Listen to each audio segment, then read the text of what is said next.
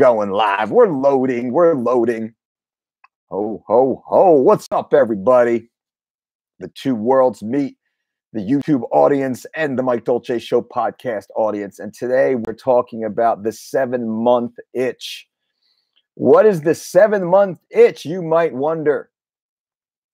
Well, you've heard of the 7-year itch. The 7-year itch is a term that is used amongst romantic couples that typically break up or have severe relationship issues after 7 years or so. Adultery or like just, financial issues. The truth comes out. They're sick of each other's face. She takes too long to get ready. He poops with the bathroom door open. I hate this guy. I hate this girl. I hate this person, this partner. And the relationship just crumbles after 7 years. It's actually kind of common. Closer to 4 years, though, I believe, is what the data says. But we have what's known as the 7-month itch. And that's what you're experiencing right now. This is July, and this is month 7 of the year. Most of you peak for July 4th. You think about dieting and weight loss and bikinis and barbecues and all the fun stuff for July 4th weekend. That's the big hurrah. And many of you watching this video, listening to this podcast right now, feel like shit. You feel fat and bloated and just sloggy and groggy and gross. Your face is blown up. You might be red or bloodshot and sunburnt, and your bowel movements are atrocious. Like a dumpster outside of Shea Stadium in the 80s. Disgusting.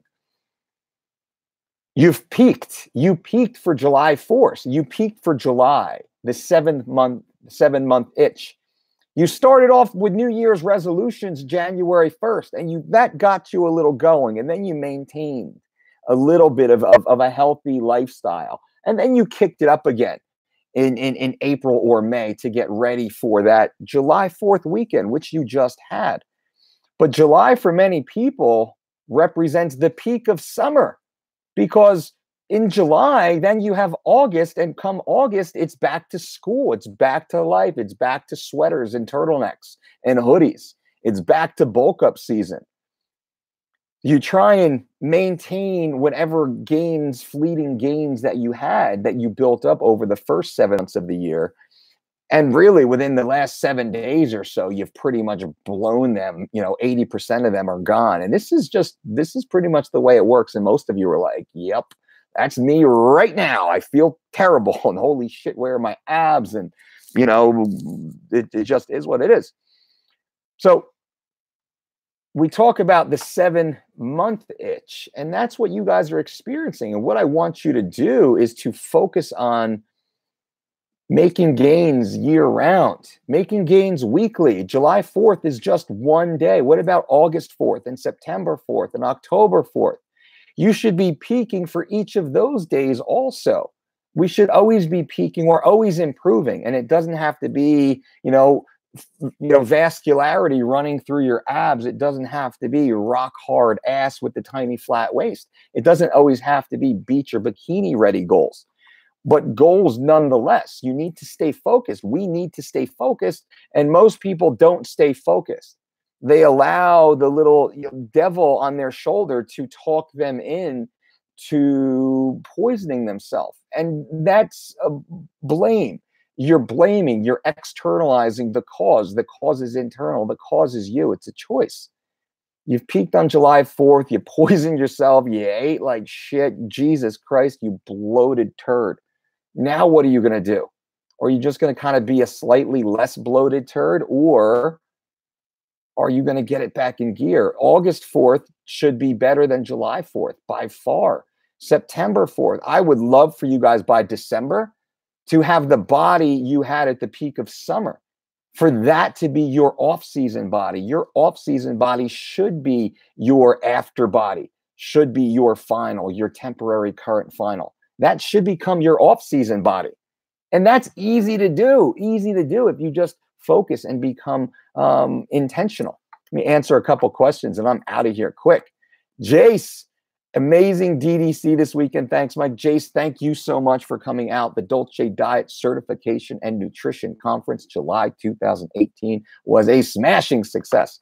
We had an amazing group of people from around the world. We had one international fly in this time. We typically always do have internationals come through. So, Chris, you killed it also, coming all the way from the UK. Jace was excellent. Great to get to know you and have you in the room, excited to see the work that we'll all do together moving forward. Chris Manella is on day 4 of 3 weeks to shredded, coming off keto. He couldn't get below 18% body fat. Show me the money. I need 10 to 12% for life. Chris, you are on the right plan. The Dolce Diet is the most successful healthy weight loss program ever devised, as proven by the world's greatest athletes over a 20-year period, with a 100% success ratio. No other team can claim that. No other system can claim that. Ours can, and it's available for you at thedolcediet.com. The 4-week or 12-week online personalized diet and exercise program is available, and everybody who uses it is crushing it. Darren Mills, hello, Mike, from the UK. Love living your clean lifestyle. Thanks to my personal trainer, Ted Harrison from Vital Exercise, for recommending you. Ted Harrison at Vital Exercise in the UK. Thank you so much. I appreciate that.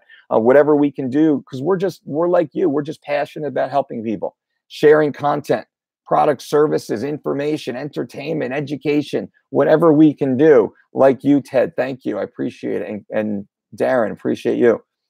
Kevin Roach, Uncle Mike, we're so fortunate for these chats. Thanks so much. Hate to be that guy, but I can't grow the fit up and eat an avocado. I'm on 3 weeks of shredded. Any Dolce approved substitutions? Absolutely. So if you have just a severe aversion to avocado or a specific food, and it might not be a medical diagnosis, but it's something that's legit, then yeah, there are good substitutions, but that's only if you're being an adult.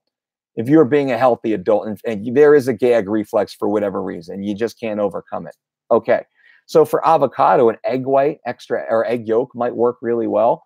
Some avocado oil, possibly some almond butter would be another good one. Those are easy switches. Maybe even some Greek yogurt, high fat Greek yogurt.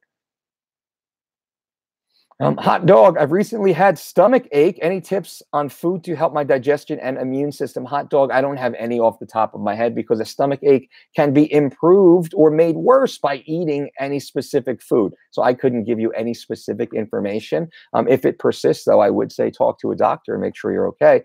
Seth, what's up, Seth? Just got back from the gym, making gains and kicking ass. That's what's up, Seth. Johan. Hola, Justin, just listen to your Father's Day rant. So good. Many prayers and blessings your way. I appreciate that. I forget what my Father's Day rant is right now.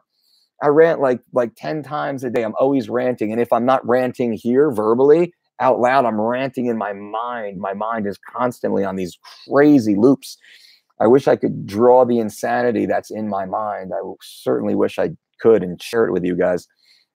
So I try my best here. And I know many of you are in that same boat. Dolce, been finding oats to be a little rough on my stomach. Do you ever blend yours? Yeah, of course. I blend mine twice a week, 3 times a week sometimes. I blend mine if I have to hit a high intensity workout earlier in the day or post, immediately post breakfast, 30 minutes or so, 90 minutes. I'll blend it up. I just say it's by using a blender, it's making it into a smoothie. It's just a more digested version or more digestible version. Pre-digested is the term I use. Lee, hey coach, just been training your muscle building program. Do you stick to one exercise per movement type, push or hinge for a period of time, or do you just switch exercises each time you're in the gym? I do both, Lee.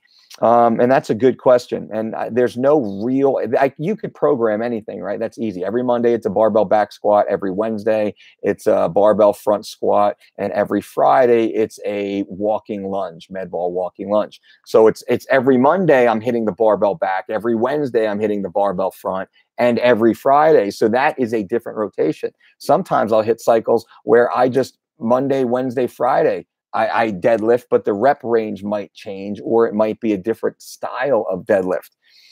As long as you're training all the muscles and the multi-joint compound movements, as long as you're sticking to those movements, You're ensuring biomechanically correct form, which means you don't have to cheat any rep to complete a clean set.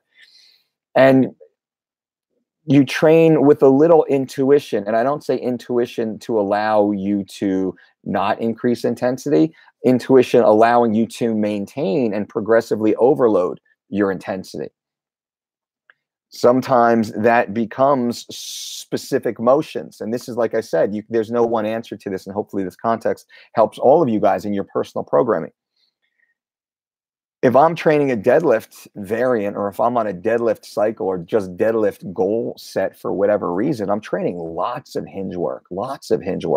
But it's not always, and rarely is it actually a 80 plus 1RM barbell in the style with which I will be lifting it. If I'm training a barbell, I'm a conventional puller with feet relatively narrow, heels inside my hips. That's where I pull my best. If I'm hitting that specific lift, I'm probably doing it with no more than 30% of what my 1RM, and I'm training that with velocity. I'm training that with speed, biomechanically correct form. I'm trying to just reinforce that groove with speed. If I'm hitting an overload, well, maybe my overload deadlift is something completely different. Something I enjoyed doing was 18-inch, 150-pound med ball. That's the heaviest one I could get. It's like a bear hug deadlift. Talk about a deficit deadlift. It hits all the muscles that a deficit would, even greater. But now I have to hug this 18-inch med ball. 4 reps, 4 clean quality reps as another day per week. And then maybe a third day in that same training cycle, I might be doing unilateral kettlebell single leg deadlifts. Like that's just one way to program in. Maybe I'm hitting a conventional, maybe I'm hitting a sumo, maybe I'm hitting a trap bar. Maybe it's a high hip, or maybe it's a full conventional. So you can, as long as you have that system, that Monday, Wednesday, Friday, full body, you can really have some fun with it, with your own programming. What I like to do is, when I do it, I want to hit a PR every time. So what exercise can I hit a PR in? Do I feel like I've staled out, I've plateaued out on that movement? Can't do that movement, won't do that movement. Let me do a ancillary movement that will improve that movement, the other movement that I'm kind of getting stale at. So that's the way I'll program in my mind. Hey, coach, got that one. Sean, hey, Mike, my savior, Dolce diet for 5 years now, healthy as ever. I found that I crave avocados a lot. I'm eating 3 to 4 a day, too much on a normal day. It's funny that Sean absolutely loves the avocados, and who back here? And Kevin absolutely hates the avocados. So one is like, I'm eating 4 a day. Is that too much? And one says, I can't eat any. It just shows you how different we are. And that's what I love about the Dolce diet. On the Dolce diet, you can do both. You can eat 4 avocados a day and still feel absolutely amazing, or you can eat 0 avocados a day and still feel absolutely amazing. We are a non-exclusionary dietary principle program. We have a set of principles that are tried and true, 100% factual and reliable, allowing everybody who follows them to get nearly identical results. We say replicatable results. You can be a vegan or an omnivore and follow the Dolce diet equally and get the same damn results, almost identical weight loss or performance parameters. And we've proven that for 20 years, time and time again. And we continue to at thedolcediet.com. All of you guys who sign up, that's what I love about that too.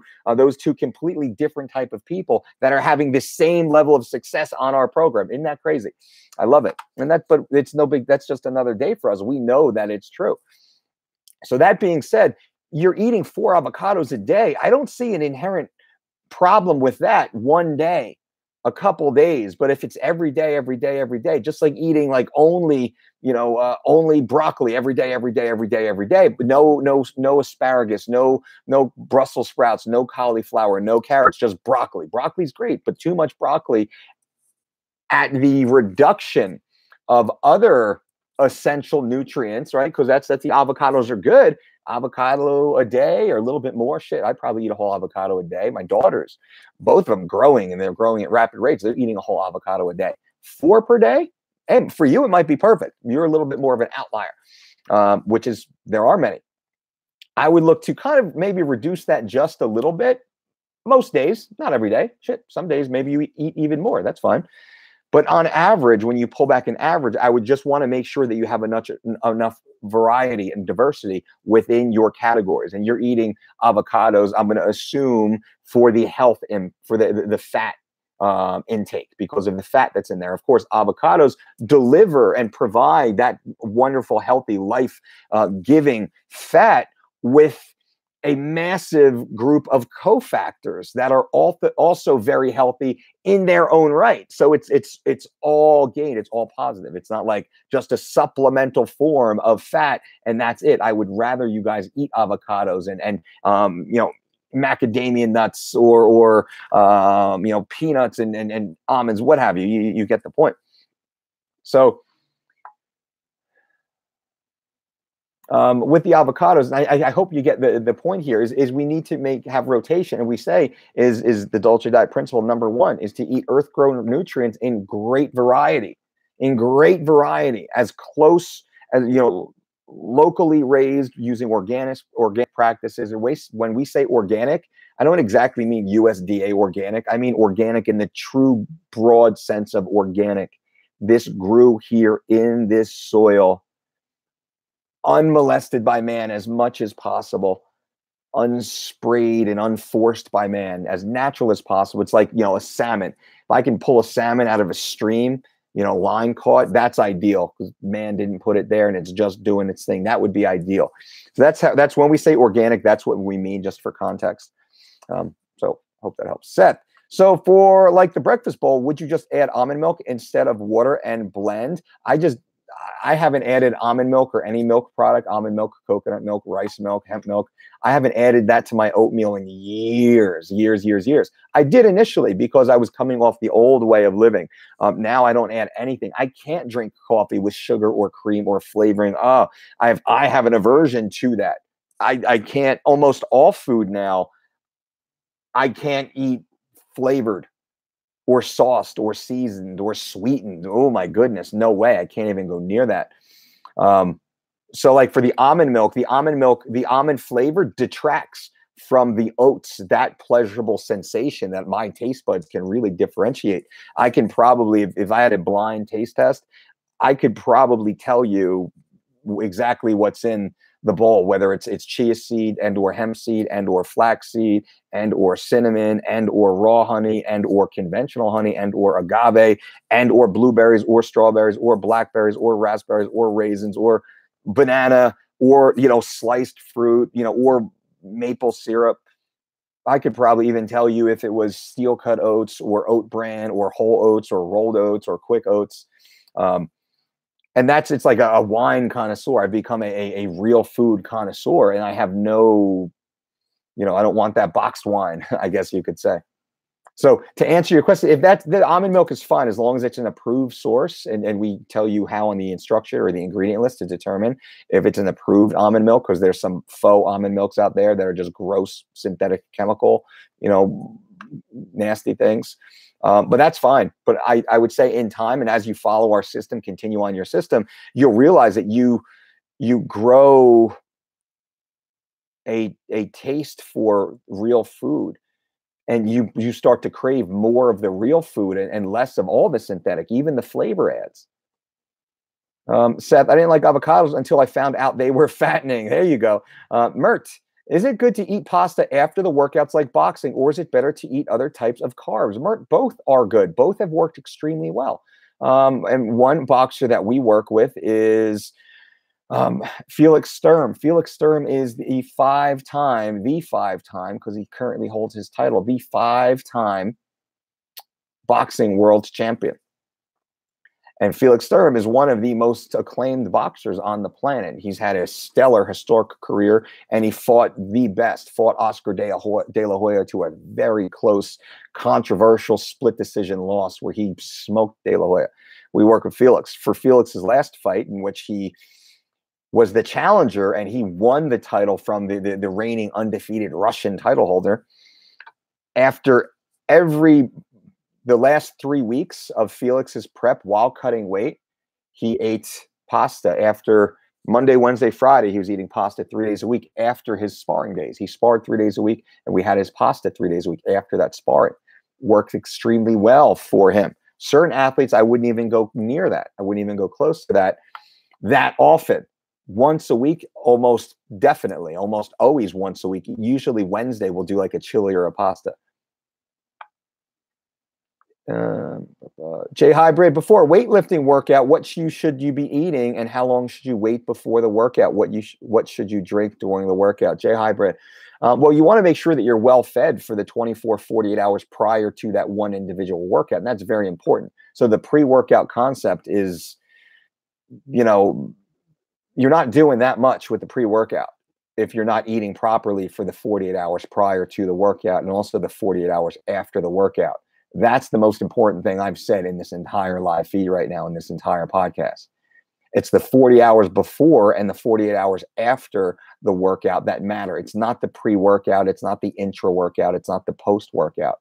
It's the 48 hours before the workout and the 48 hours after the workout. That has to be locked in and pristine. Otherwise, you're just dragging your dick through the sand and it's not working. That's all it becomes. You're fooling yourself to thinking that something's going to happen. You're not going to make magic gains because you took the best BCAA drink intra workout. If you ate even marginally well the 40 hours before or the 48 hours afterwards, that's all that matters. All the pre and the post. Now, that being said, what you want to make sure, and what we would do is we would look at the type of workout that you have. So you're a weightlifter. You have a weightlifting workout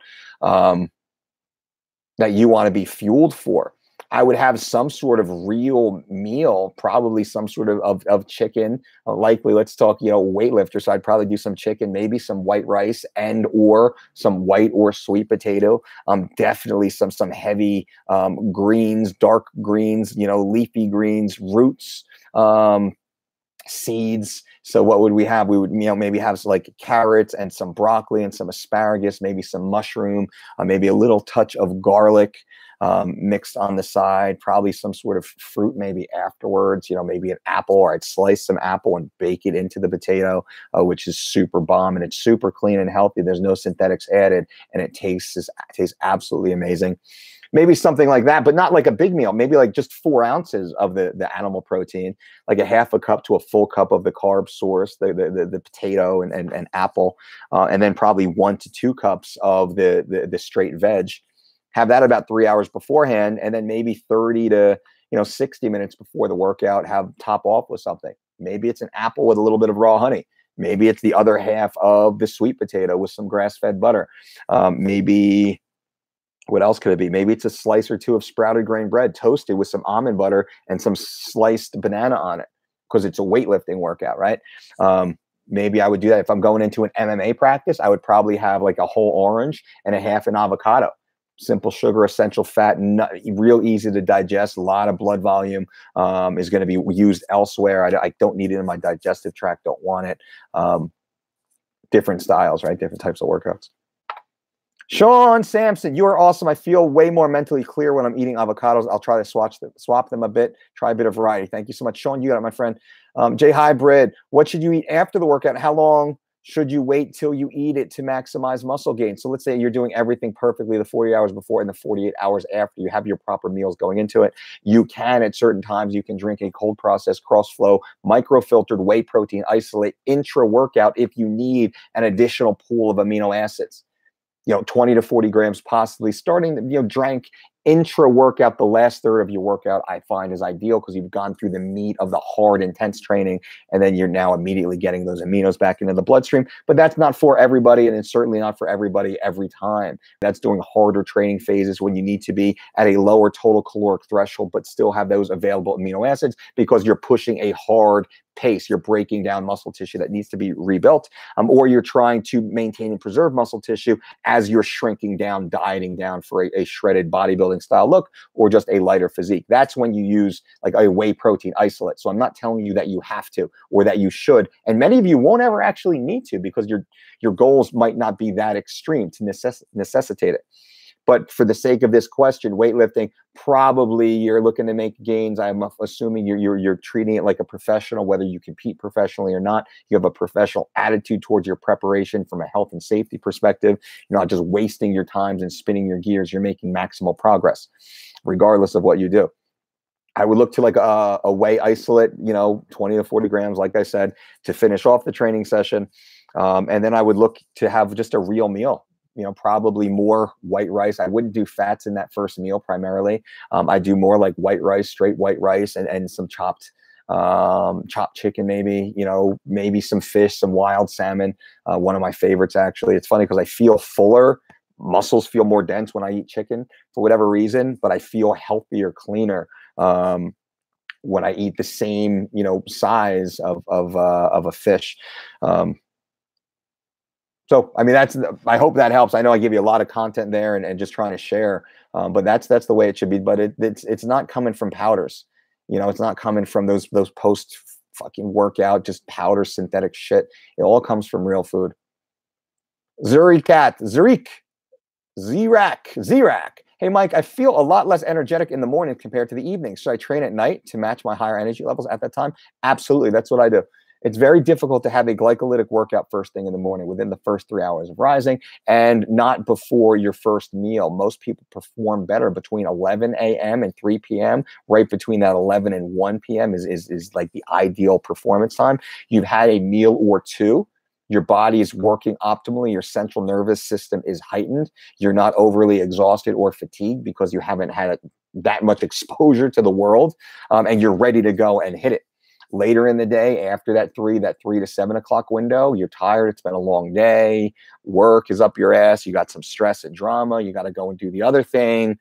You don't have that much time left. So yeah, most people have better workouts between that 11 and 1 window, but it's difficult. Some people got to work, and I get that too. So we do our best. Mike, what's up? What's your thoughts and opinions on the Gracie diet? Well, 2 things. The thing I like about the Gracie diet is the Gracie diet insists upon whole foods, real food. I love that. That's the #1 principle in the Dolce diet is eat real food. Where I depart from the Gracie diet is their categories of foods that you can only eat together and certain foods that must be eaten separately. I don't agree with that. Food combining specific ingredients or different quantities of reciprocal ingredients are actually very beneficial, as I think that we show with what we do. So I love their food selection. Don't quite agree with all of the food pairings. That's all. But all in all, I think it's excellent. Kirsten, what's up, Kirsten? Mike, couldn't check in for my DDD for the last few videos, but still going strong on 3 weeks of Shredded Living Lean program. Hell yeah, Kirsten. Keep me posted. Alf. I lost it. Where you at, Alf? Oh, man. A lot of questions. There's a lot of questions left. I got to run through these now. Let's try and get them done. Alf, Graham, yo, Mike, do you drink water from plastic bottles? I drink a lot of water, but it's mainly from plastic bottles, and wondering your thoughts. I do from time to time because I live in Las Vegas, and it's very, very, very, very difficult. There's no real good water sources out here, and we've tried some of the best. So we have water purification. You can actually see one on the sink right behind me, right? You see the big silver box? That's a Tient USA $3,000 water purification system that's supposed to make your water alkaline and all that stuff. It may or may not do that. We use it for the purification process. We have a similar one from their company. It's the under sink version in my house in the kitchen downstairs, and then we have another one upstairs in the bathroom to like brush your teeth with and do whatever in the girls' bathroom, their water with. But we also have. I should buy stock in Nestle Pure Life purified water because we have cases, hundreds of pounds of water, in my house at all times. That's just the way it is. So it's not ideal. I certainly would love to live on a mountain spring, but I live in Death Valley, and you mitigate the damage to the best of your ability. Kirsten, also, my boyfriend suffered an injury and hasn't been able to train for the last 3 weeks. Kirsten, he still lost 13.5 pounds just by following your nutrition portion of your program. That is what's up. I'm screenshotting that, Kirsten. That is awesome. So what happened here, ladies and gentlemen? Kirsten and her boyfriend are following the online version of 3 Weeks to Shredded and Living Lean at thedolcediet.com. They're on the 12-week program. Kirsten's boyfriend suffered an injury and hasn't been able to train for the last 3 weeks, but has still lost 13.5 pounds following just the nutrition portion of 3 Weeks to Shredded. Boom. That's gains. That's proof right there. And that's what we say all the time. Nutrition is 90% of your progress. This gentleman lost 13.5 pounds in less than 3 weeks' time just by eating the right foods, the Dolce Diet approved recipes and menu. The same one that we tailor and personalize for you guys if you go to thedolcediet.com and you sign up for your own 4 or 12-week personalized weight loss plan. That's what I love, Kirsten. You make me happy as everybody in here who reports your results. It works. It works. There's a reason. There's a reason. We are the most successful weight loss system ever devised. It's because it works. And that's the only reason, right? That's the only reason. It's not my boyish good looks, although, you know, this beard is definitely making me look like Uncle Weirdo. I'm still lost 13. Damn. Dolce, I'm eating eggs. Damn, Pam says, Dolce, I'm eating eggs and rice and veggies, but I ain't gaining. What does that mean? Eggs and rice and veggies, that's it? What does that mean? And how much of each? What does that mean? Beta is Mike Dolce, opinion on body weight exercise on both muscle gain and weight loss. Body weight exercises are excellent. You must always be able to perform 100 nonstop body weight squats and 100 nonstop push-ups and 20 dead hang chin-ups. If you cannot perform those, you need to start focusing on those and get that back up to par, human, because before you're anything else, you're a human. And if you as a human cannot perform that, you cannot adequately move and maintain and manage your body, the chassis with which you have been entrusted.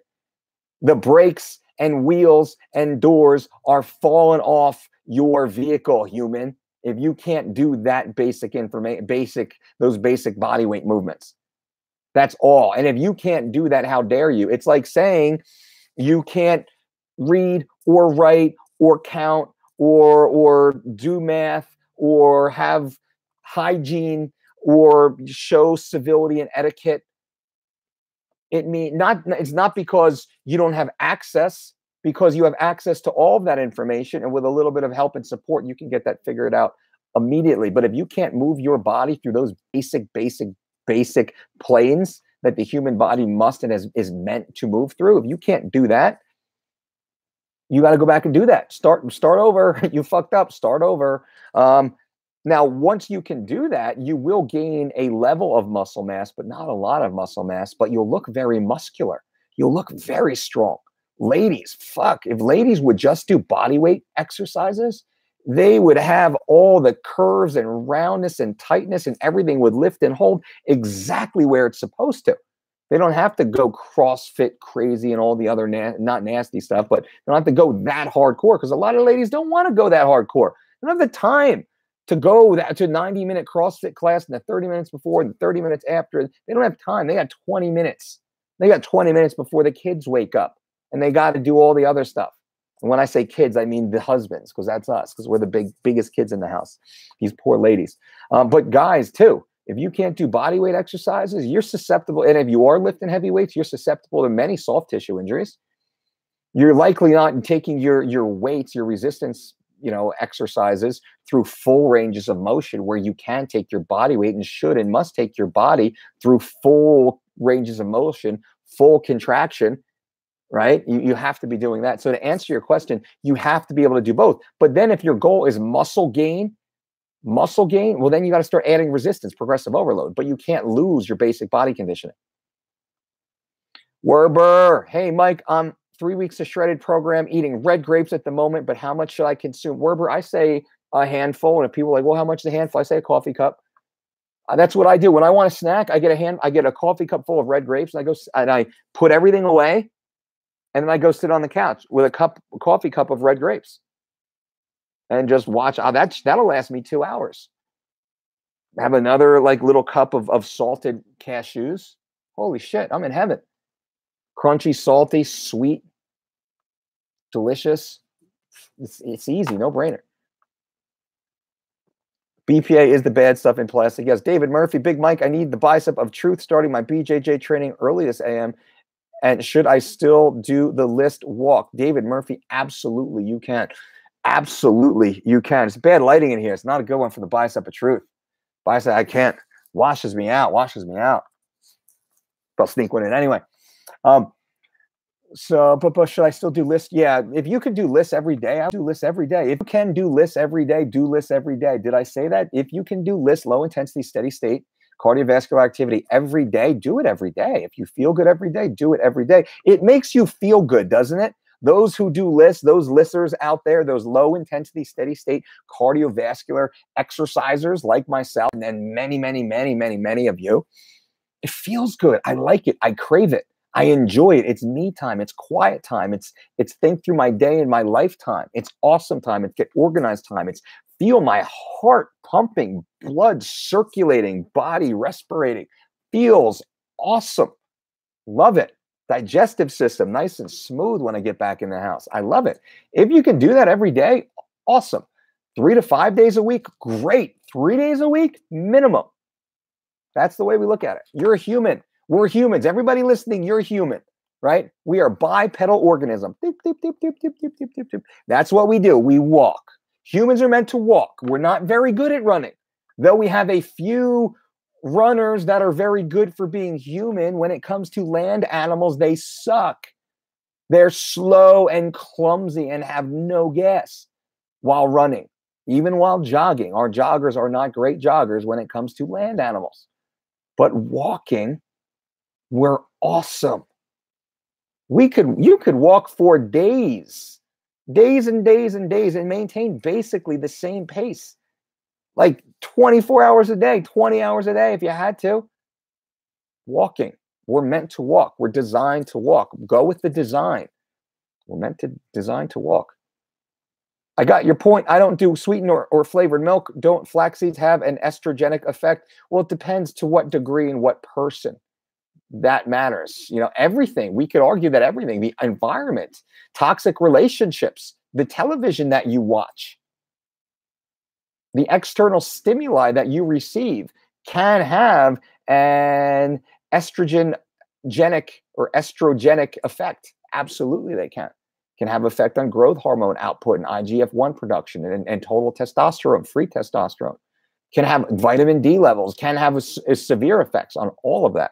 So we always have to say, what does this do for me and why am I eating it? So based upon our study and our research, what we see is consuming flax seeds and chia seeds and hemp seeds and a wide variety and pumpkin seeds and sunflower seeds, a wide variety of these categories is the best possible approach because you yield the benefit without being subject to any of the possible downside. Now, as it relates to you as the individual human. So we speak what's best for most people most of the time. And then, but you specifically human, how does that fit in you and your life based upon your genetic makeup, your medical history, your background, your lifestyle, your geographical location and access to food and environmental toxins and stressors and influences.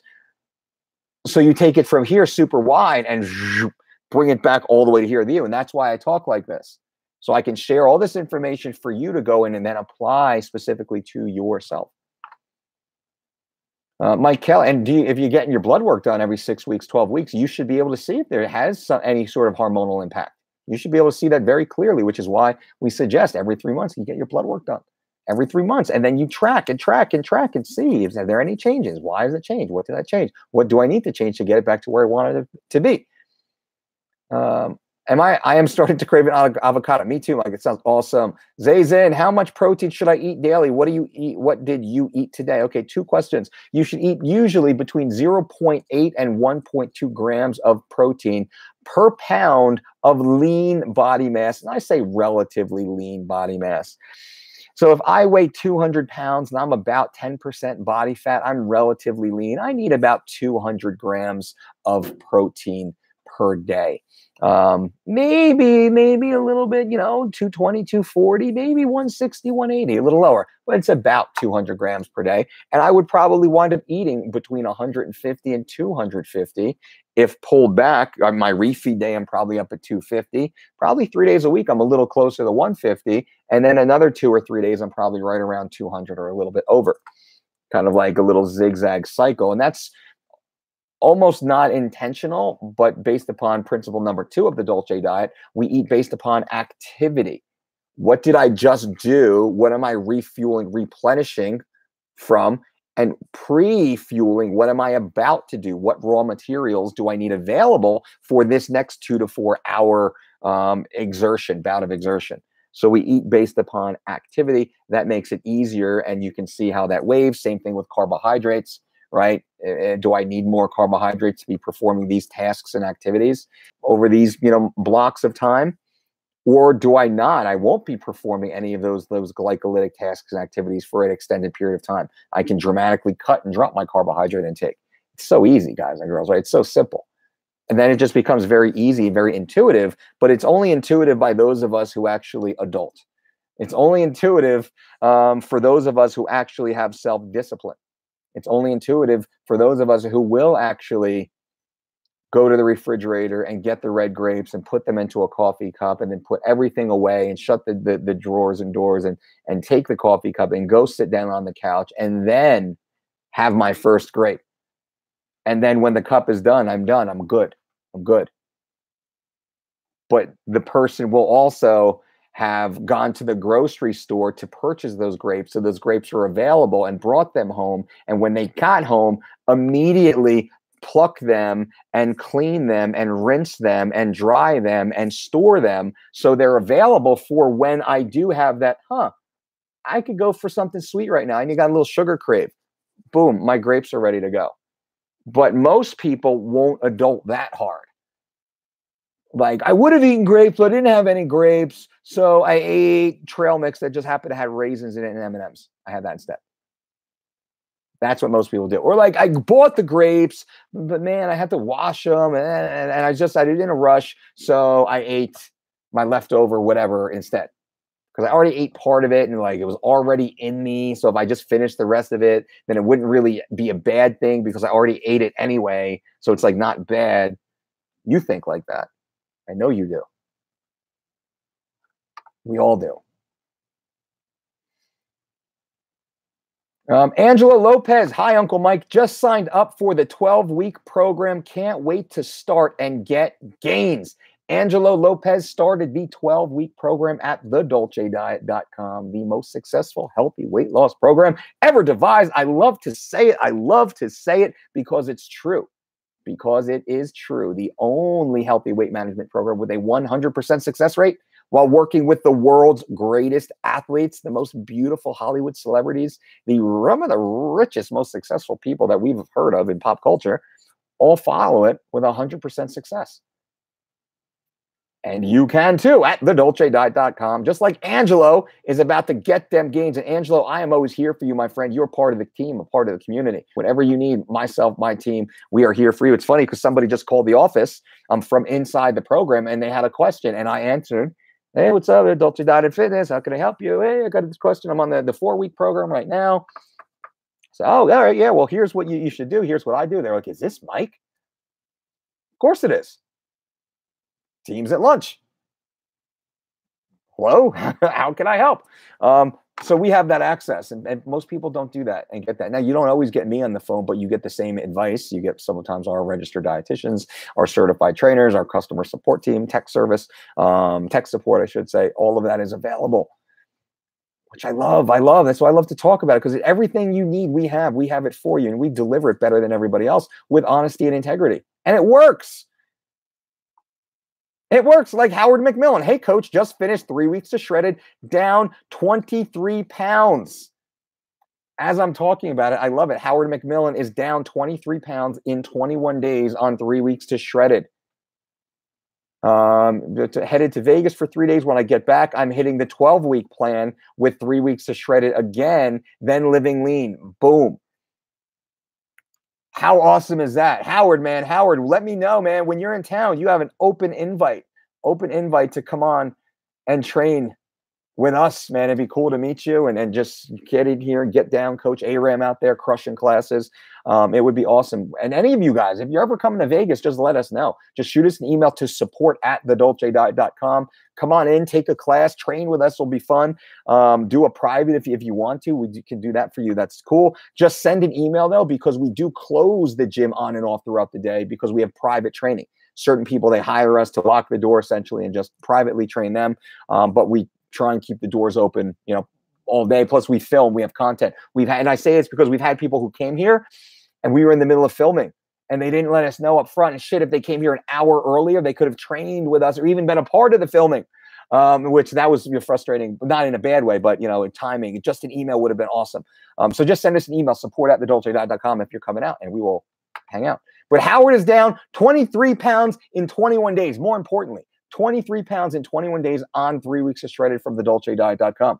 The most successful healthy weight loss program ever devised. And boom, Howard McMillan Jr. proves it once again. The goal is to lose 21 pounds in 21 days, 1 pound per day. Howard is down 23 pounds in 21 days. Gangsta status. Ragnar, is there a place for calories in your system? No, calories are the end result of the micronutrition.